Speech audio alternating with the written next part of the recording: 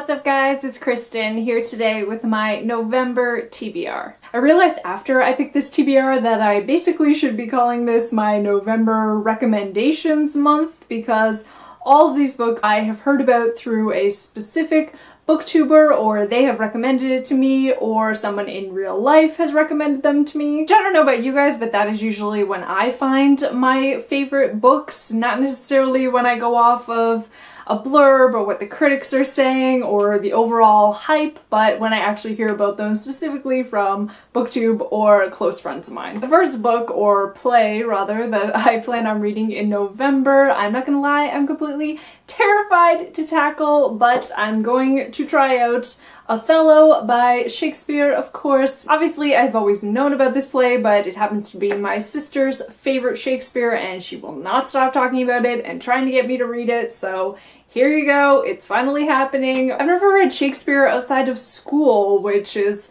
longer ago now than I care to admit, so hence I am very nervous about that, but I'm going to be buddy reading it with Hilary from Yrrobotfriend, so hopefully we can help each other along. But I would love to hear other people's thoughts on reading Shakespeare outside of an academic setting and how you get along, and maybe it's not as difficult, maybe I'm just building it up in my mind. The next book I heard about on the Poptimist channel, which is absolutely amazing, and he's a fellow Canadian booktuber, and recently he just went on about the Rendou by Joseph Boyden, who also happens to be a Canadian author, and I have read a shamefully small amount of Canadian literature outside of Margaret Atwood, and I really do want to fix that. And this book is about a young Iroquois girl named Snowfalls who has a special gift and she has been kidnapped. I did say that this is a very dark and oftentimes disturbing book, but very important subject matter as it centers around our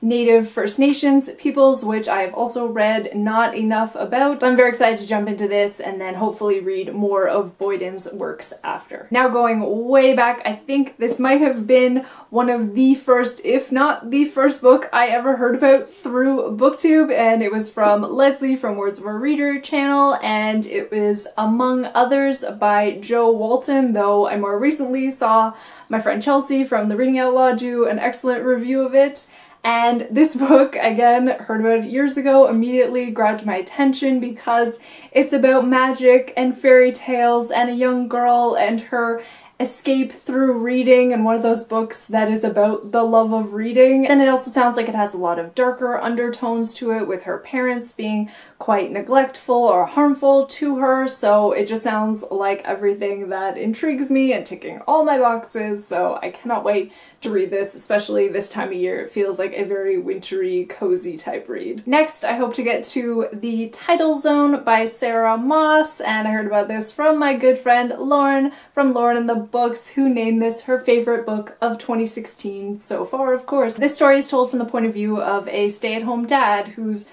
daughter has a very serious health scare and is kind of the ramifications and how the family deals with it, and I've heard that the writing is just absolutely gorgeous and poetic, which just hooks me every single time, and I trust Lauren implicitly with this. For my nonfiction read of the month, I am planning on listening to the audiobook An Unquiet Mind by Redfield Jamison. I heard about this one through Ashley from Climb the Stacks. She was like the queen of memoirs, and every book I've read that she's recommended I have absolutely loved. This is Jamison's memoir focusing on her bipolar disorder, and I happen to have a couple of family members who have the same mental illness, and I have always wanted to learn more about it, especially outside of what we see in TV and movies, and I always try, if I can, to listen to memoirs on audiobook because I just find it a more powerful experience listening to the author narrate and tell their own story. And last but not least, I hope to get to The Gargoyle by Andrew Davidson. This was recommended to me by one of my friends from my in real life book club, and she told me about it several years ago and said that it was one of her favorite books of all time, which made me want to pick up the book because honestly the cover doesn't look like something that I would normally be drawn to, but the story itself sounds rather interesting. It says it's about a man who gets in a serious car accident, and when he wakes up in the hospital, there's a woman there who is a sculptress of gargoyles, and she claims that they had a romance back in medieval Germany. Even more bizarre, it says here, in her telling, he was a badly injured mercenary and she was a nun and a scribe in the famed monastery of Engelthal. Very different, but honestly though, it sounds just strange enough to work. So that is it for all the books that I hope to get to in November. I'm realizing now that I may have been a tiny bit over ambitious this month, but again, when somebody tells me personally about a book, it just makes me even more excited than some critic or a writer's blurb. And as always, if you have read any of these books, I would love to hear from you and discuss it down in the comments below. Thank you so much for watching, and I'll see you again soon. Bye!